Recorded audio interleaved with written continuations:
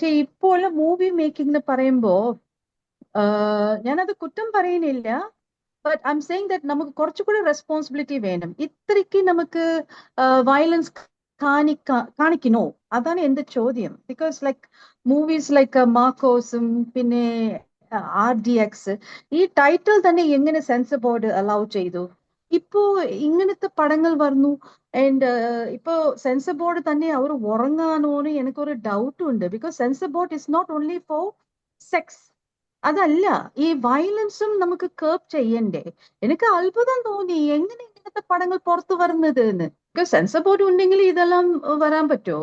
Because എനിക്കറിയില്ല. Because ഇതുവരെ ഞാൻ ഒരുപാട് സെൻസർ ബോർഡ്, ഐ മീൻ നമ്മളുടെ സമയത്തിൽ സെൻസർ ബോർഡ് ഭയങ്കര ഇഫക്റ്റീവ് ആയിരുന്നു.